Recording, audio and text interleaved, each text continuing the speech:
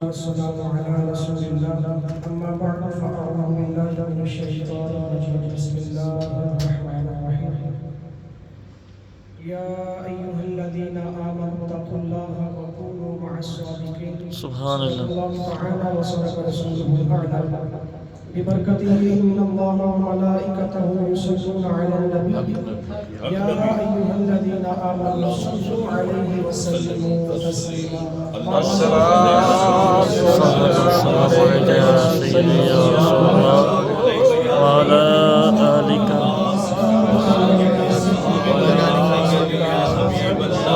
الصلاة والسلام عليك يا سيدي يا رسول الله.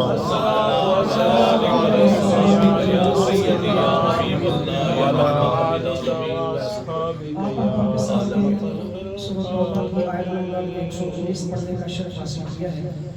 اللہ رب ذوالجلال نے اس میں فرمایا ہے کہ اے ایمان والو تقوی اختیار کرو اور سچے لوگوں کے ساتھ.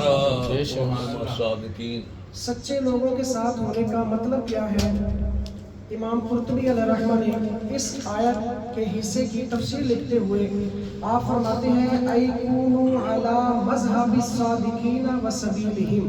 اور اس کا مفہوم یہ بنتا ہے کہ فرمایا کہ اپنے آپ کو دیکھ لینا، اگر تمہارے عقائد، تمہارے نظریات اور تمہارے طریقہ زندگی اولیاء کرام کی سیرت کے مطابق ہے، اللہ اور اس کے رسول کے فرمان کے مطابق ہے، تو فرمایا سمجھ لینا اللہ کی توفیق سے یکون مع الصادقین کے مصداق بن گئے. یکون مع الصادقین کا معنی ہے. اب ہم نے سمجھنا یہ ہے کہ جن کے ساتھ ہم نے ہونا ہے، جن کا رستہ اپنانا ہے، جن کی سیرت کو اپنانا ہے، وہ لوگ کون سے، ہم کا تعارف بھی تو ہونا چاہیے. تو چونکہ جشن غوث الورا بھی ہے تو آپ کا یہ جو ربیع الثانی شریف ہے اس کو بہت ساری مناسبتیں ہیں اور خاص مناسبت آپ کے ساتھ ہے. آپ جانتے ہیں کہ ماشاءاللہ 470 ہجری کے اندر آپ بغداد شریف کے جیلان محلہ میں پیدا ہوئے اور پھر 561 کے اندر آپ کا وصال باکمال ہوا. لیکن اس سے پہلے آپ کی جو والدہ محترمہ ہیں، آپ سمجھتے ہیں، جانتے بھی ہیں کہ آپ کے والد اور والدہ دونوں ہی ماشاءاللہ حسنی اور حسینی سید ہیں. بے شک بے شک. اور حضور غوث اعظم رحمۃ اللہ تعالی علیہ، آپ دیکھیں کہاں سے یہ لڑی چلتی آ رہی ہے. اس سے بھی پہلے اگر آپ کو لے کر کے چلوں، آپ کی والدہ کی جو تقویٰ ہے، پرہیزگاری ہے، وہ تو آپ سنتے ہیں. اس سے پہلے نبی رحمت صلی اللہ تعالی علیہ وآلہ وسلم نے فرمایا اے میری پیاری بیٹی فاطمہ، مجھے یہ تو بتاؤ ایو شیء خیر للمرأة، کہ ایک عورت کے لیے سب سے بہترین چیز کیا ہوتی ہے؟ عورت کے لیے سب سے حفاظت والا کام کیا ہوتا ہے؟ تو حضرت فاطمہ الزہرا رضی اللہ تعالیٰ عنہ عرض کرتی ہیں اے بابا جان، اس کا مطلب یہ ہے اللہ کے نزدیک بھی اور سب سے زیادہ جو عورت کے لیے بہترین چیز ہے وہ یہ ہے اللہ ترا رجلا، وہ کسی غیر محرم کو نہ تکے. اللہ فرمایا وہ عورت کے لیے سب سے بہترین چیز ہوتی ہے. اور اسی طرح کا سوال نبی پاک صلی اللہ تعالیٰ علیہ وسلم نے صحابہ کرام سے بھی کیا. ابن المغازی نے اس روایت کو نقل کیا ہے اور اس کا حدیث نمبر 429 ہے. لیکن یہی مفہوم اور الفاظ متقاربہ کے ساتھ کنز المال شریف کے اندر بھی یہ روایت موجود ہے. سرکار دو عالم صلی اللہ تعالیٰ علیہ وسلم نے فرمایا اے میرے پیارے صحابہ، مجھے بتاؤ کہ وہ کون سا وقت ہوتا ہے، وہ کون سا کام ہے کہ اگر ایک عورت اس کام کو کرتی ہے تو وہ اللہ کے سب سے زیادہ قریب ہو جاتی ہے، سبحان اللہ. اس کو اللہ کا قرب میسر آ جاتا ہے، اللہ تعالیٰ اس پر خوش ہوتا ہے. وہ کون سا کام ہے؟ تو صحابہ کرام سے جب سوال کیا تھا نبی پاک صلی اللہ علیہ وسلم نے تو کسی نے بھی جواب نہ دیا.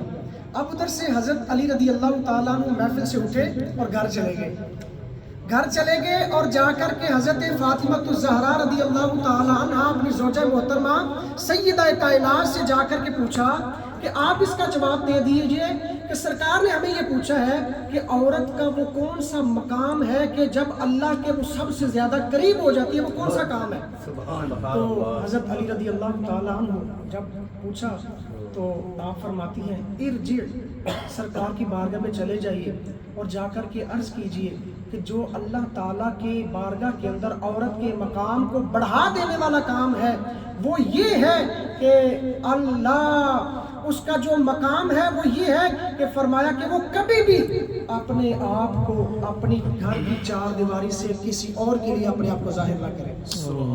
یہ اس کا مقام تھا.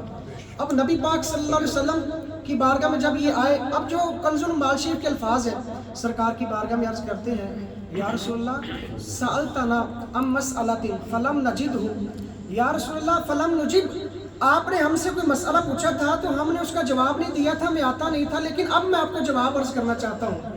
جب نبی پاک صلی اللہ علیہ وسلم کی بارگاہ میں یہ عرض کیا نا, اب سنیے نبی پاک صلی اللہ تعالیٰ علیہ وسلم نے فرمایا اے علی یہ تمہارا جواب نہیں لگتا, یہ تمہارا جواب نہیں لگتا. عرض کی یا رسول اللہ یہ واقعی میرا جواب نہیں ہے, یہ آپ کی لخت جگر حضرت فاطمہ الزہرا نے جواب دیا. سرکار نے فرمایا اس لیے ان فاطمہ صدقت, میری بیٹی نے سچ کہا ہے, ان فاطمہ بضعۃ منی, فرمایا وہ میرے جگر کا ٹکڑا ہے. تو یہ اب اسی دونوں روایات کو دیکھ کر کے اب جب ہم ادھر آتے ہیں حضرت ابو صالح موسیٰ جنگی دوست رحمۃ اللہ تعالی علیہ, آپ کا جب نکاح ہونے لگتا ہے تو کہا جاتا ہے کہ وہ ایسی ہے, ان کی آنکھوں سے بینائی بھی نہیں ہے, چل بھی نہیں سکتی. مطلب کیا تھا کہ انہوں نے کبھی غیر محرم کو نہیں دیکھا تھا. حضرت فاطمہ الزہرا نے بھی یہی فرمایا تھا کہ اللہ ترى رجلا, وہ کسی غیر محرم کو نہ دیکھے. اور دوسری روایت جو کنز المال کی ہے اس میں یہ تھا کہ عورت اپنی چار دیواری سے باہر نہ نکلے, یعنی غیر محرم کے لیے اپنے آپ کو سج دھج کر کے پیش نہ کرے. تو حضرت فاطمہ الزہرا رضی اللہ تعالیٰ عنہ نے وہ بھی تعلیم دی. تو آپ کی ہی لڑی سے, آپ کی ہی نسل سے پھر وہی اولاد پیدا ہوئی. آپ کی والدہ محترمہ حضور غوث اعظم رحمۃ اللہ تعالیٰ علیہ کی انہی کرامات اور جو کام اور جو باتیں جو اللہ اور اس کے رسول کو پسند کرنے والی تھی, پسند آنے والی تھی, جب انہی باتوں کو اپنا کر کے حضور غوث اعظم کی والدہ نے ان پر عمل پیرا ہوئی تو اللہ تعالیٰ نے غوث اعظم جیسا نورانی بیٹا عطا فرمایا. تو یہ ان کے کمالات تھے. اب آپ کو ایک بات یہ بتانا چاہتا ہوں کہ اولیاء کرام, ظاہر ہے حضور غوث اعظم رحمۃ اللہ تعالیٰ علیہ کا مہینہ ہے, کچھ لوگ نا ایسے ہی بڑھا چڑھا کر کے من گھڑت قسم کی ولایتیں ثابت کرنے کے پیچھے لگے ہوتے ہیں. بڑا افسوس بھی ہوتا ہے کہ جب ان کی شان کو بیان کرنے کے لیے قرآن کی آیات بہت ساری شاہد ہیں اور بہت ساری احادیث کے اندر بھی اولیاء کرام کے فضائل موجود ہیں, اس کے باوجود بھی کچھ من گھڑت قسم کی ولایتیں ثابت کرنے کے لیے ان کی کرامتیں ان کی طرف منسوب کی جاتی ہیں. تو سب سے پہلے یاد رکھیں اللہ کا جو ولی ہوتا ہے نا, اس کا جو دھیان ہوتا ہے وہ ولایت کو ثابت کرنے کے لیے کرامت کی طرف نہیں ہوتا.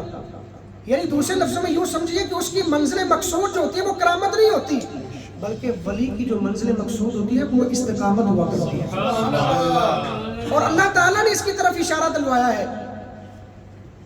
نبی پاک صلی اللہ تعالیٰ علیہ وسلم پر جو قرآن نازل ہوا ہے, سورہ فصلت ہے, حامیم السجدہ, اس کی آیت نمبر 30 ہے. اللہ تعالیٰ نے فرمایا ان الذین قالوا ربنا اللہ ثم استقاموا تتنزل علیہم الملائکہ. فرمایا کہ ایمان والوں کی نشانی یہ ہے جو اللہ کی بارگاہ میں مقبول ہونا چاہتے ہیں, وہ جب کہتے ہیں نا قالوا ربنا اللہ, ہمارا رب اللہ ہے, تو پھر اللہ کی وحدانیت کا دامن ایسے تھامتے ہیں, ثم استقاموا, پھر اس پر استقامت اختیار کرتے ہیں.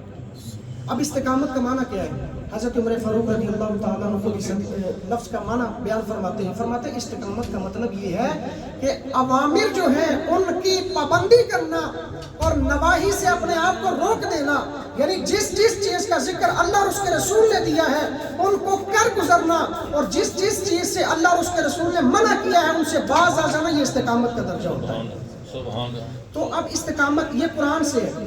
اب مسلم شریف کے اندر یہ روایت موجود ہے, روایت نمبر 38 ہے, یعنی شروع میں ہے حضرت سفیان رضی اللہ تعالیٰ عنہ نبی پاک صلی اللہ تعالیٰ علیہ وسلم کی بارگاہ میں گزار ہوتے ہیں, یا رسول اللہ ایک مجھے ایسی بات بتا دیجیے, میں صرف اسی پر عمل کروں گا, اس کے علاوہ کوئی نہیں عمل کروں گا, لیکن وہ سب سے نمایاں کام ہونا چاہیے. نبی پاک صلی اللہ تعالیٰ علیہ وسلم نے فرمایا قل آمنت باللہ فاستقم, فرمایا کہ تم کہو کہ میں اللہ پر ایمان لاتا ہوں, اور ساتھ ساتھ فرمایا اسی پر استقامت اختیار کرو. اب دیکھیں قرآن سے بھی استقامت ہے, حدیث سے بھی استقامت ہے. اور اللہ کا جو ولی ہوتا ہے اس کی بھی نشانی یہ ہوتی ہے کہ وہ اپنی ولایت کو ثابت کرنے کے لیے کرامت کا سہارا نہیں لے گا, بلکہ وہ دیکھے گا کہ اس کے اوپر استقامت کیسی ہے. اس کی مثال دیتا ہوں آپ کو. حقیقت تصوف نام ہے کتاب کا، اس کا صفحہ نمبر 268 ہے. وہاں پر یہ بات لکھی ہے کہ حضرت بایزید بستامی رحمۃ اللہ تعالیٰ علیہ آپ کی بارگاہ کے اندر ایک دور سے بندہ چل کے آیا. 2 مہینے وہ سرکار کی بارگاہ میں رہا. 2 مہینے کا قیام کرنے کے بعد وہ جانے لگا، بڑا مایوس سا تھا. آپ نے فرمایا کہ 2 مہینے یہاں پر رہے ہو لیکن آنے کا کوئی پرپز، کوئی مقصد نہیں بیان کیا، کس لیے آئے تھے، کوئی ریزن تو بتاؤ. کہنے لگا جی میں آپ کی بیعت کرنے آیا تھا، میں نے سنا تھا بڑے اللہ والے ہیں، لیکن میں نے تو آپ کی کوئی کرامت نہیں دیکھی، میں نے آپ کی کوئی کرامت دیکھی نہیں ہے، لہٰذا میں بیعت کیے بغیر ہی جا رہا ہوں. حضرت بایزید بستامی رحمۃ اللہ تعالیٰ علیہ آپ نے فرمایا بھائی 2 مہینے کا جتنا بھی ادھر اسٹے کیا ہے، کبھی مجھے اللہ اور اس کے رسول کی نافرمانی کرتے ہوئے دیکھا ہے؟ کہا یہ تو نہیں دیکھا. تو فرمایا یہی سب سے بڑی ہماری کرامت ہے. تو پتہ یہ چلا کہ اللہ کے جو ولی ہوتے ہیں ان کا ولایت کا ثبوت جو ہوتا ہے وہ کرامت کے ذریعے خاص نہیں ہوتا، بلکہ وہ استقامت کا سہارا لیتے ہیں. ان کی منزل مقصود استقامت ہوا کرتی ہے. اور حضور غوث اعظم رحمۃ اللہ تعالیٰ علیہ بھی یقیناً اسی درجے پر فائز تھے.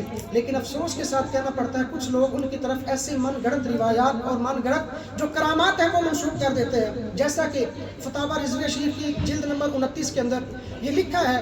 اور پھر بتایا گیا، اعلیٰ حضرت امام اہل سنت سے جب سوال کیا گیا کہ بھئی حضور آپ کا کیا خیال ہے کہ حضور غوث اعظم رحمۃ اللہ تعالیٰ علیہ کے ایک دھوبی کا واقعہ بیان کیا جاتا ہے جی، وہ جب گیا قبر میں تو سوال ہوئے تو انہوں نے کہا بھی میں جواب نہیں دوں گا، میں حضور غوث اعظم کا دھوبی ہوں، تو ایسے کے بارے میں آپ کا کیا خیال ہے؟ تو حضور غوث اعظم رحمۃ اللہ تعالیٰ علیہ کی یہ کرامت بیان کی گئی. امام اہل سنت فرماتے ہیں جو بھی یہ روایت بیان کرتا ہے وہ عقائد اہل سنت کے خلاف ہے، یہ ہمارے عقائد میں سے نہیں ہے. یاد رکھیں جو بھی کرامت ہو اس کو پرکھ لیا جائے، اگر وہ قرآن و حدیث سے ٹکراتی ہے تو وہ کرامت نہیں ہوا کرتی، وہ کرامت ہو ہی نہیں سکتی، ہم اس کو کرامت مان بھی نہیں سکتے. لیکن ایسی کرامت جو اس کی طرف منسوخ کر دی جائے، جیسے یہ کرامت مشہور کی گئی ہے. اور امام اہل سنت سے ایک دوسرا سوال یہ کیا گیا کہ حضور ایک بڑھیا تھی تو اس کے بچے کا انتقال ہو گیا، اب وہ روتی ہوئی حضور غوث اعظم کے پاس آئی اور آ کر کے کہنے لگی جی میرا تو ایک ہی لخت جگر تھا وہ بھی چلا گیا ہے، لہٰذا میں تو خوش نہیں ہوں اس فیصلے سے. تو معاذ اللہ وہ جو سوال کیا گیا، کہتے ہیں کہ حضرت عزرائیل علیہ السلام روحوں کا تھیلا لے کر کے آسمان کی طرف جا رہے تھے تو حضور غوث اعظم نے روحانی پرواز کر کے جا کے معاذ اللہ حضرت عزرائیل سے وہ تھیلا چھین لیا اور جن کا انتقال ہوا تھا سب کو روحیں واپس کر دیا.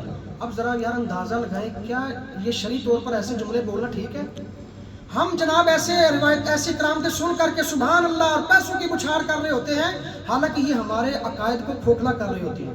تو یہ وہ بنیادی چیزیں ہیں، ان کے ساتھ ساتھ ان کو بھی میں یہی عرض کر رہا ہوں کہ ہماری جو اولیاء کرام ہیں ان کی کرامات ہیں تو وہ بہت ساری اور بھی ہیں جو جائز طریقوں سے ہیں اور فضائل کے اوپر بالکل منوان صادق بھی آتی ہیں. لیکن ہم جب اس طرح کی من گڑت جو ہے وہ کرامتیں بیان کریں گے تو یاد رکھیں یہ ہمارا اپنا بھی نقصان ہے اور جو ہمارا عقائد اہل سنت ہے ان کو بھی ہم کھوکھلا کر رہے ہیں. اور یاد رکھیں ان کے ساتھ 2 نمبری ہے. تو یاد رکھیں ہم نے امام اہل سنت کے اس فتوے کو یاد رکھنا ہے اور یہ کرام کی محبت کے ساتھ رہنا ہے. دیکھیں نا اب اتنا بڑا یہ شوشہ چل رہا ہے سوشل میڈیا کا، پوری دنیا میں پھیلا ہوا یہ وائرس، اور اس میں کہا بھی جاتا ہے جناب اولیاء کرام یہ ولیوں کو مانتے ہیں. تو یہ کیا ہے؟ یعنی یہ بابے تو کوئی شے ہی کوئی نہیں. جب یہ جملہ آتا ہے اب ان کی ولایت کے ثبوت کے لیے اتنا ہی کافی ہے کہ اللہ والے جو تھے یا اللہ والے جو ہیں ان کے مزارات ہوں یا ان کی بارگاہیں ہوں، جیسے پہلے ان کی بارگاہ میں لوگ جوک در جوک جایا کرتے تھے آج بھی ویسے کے ویسے ہی ہیں.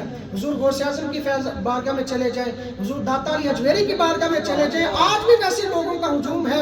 ابھی بھی کہتے ہیں بابے شاہی کوئی نہیں، ابھی یہ تو ان کا ظہور ہے، یہی تو ان کی بات کی حقیقت کا ثبوت ہے کہ آج بھی لوگ جو دلی طور پر بابوں والے ہیں نا آج بھی وہ اللہ والوں کو ماننے کے لیے بالکل تیار ہیں، کیونکہ وہ سمجھتے ہیں کہ یہ اپنی تعلیم نہیں دیتے بلکہ یہ بھی اللہ اور اس کے رسول کے پیغام کو ہم تک پہنچاتے ہیں. ثم استقاموا پر عمل پیرا ہوتے ہیں اور لوگوں کو بھی بتاتے ہیں کہ اللہ کا رستہ یہ ہے، اللہ کے محبوب کا رستہ یہ ہے، انہی کو اپنانا ہے، یہی ہمارا رستہ ہے. تو اللہ تعالی ہم سب کو عقائد اہل سنت کو سمجھنے کی توفیق عطا فرمائے اور اس کے ساتھ ساتھ اولیاء کرام کی محبت کے ساتھ اور ان کی سیرت کو اپنانے کے ساتھ ساتھ اپنی زندگیوں کو بسر کرنے کی توفیق عطا فرمائے.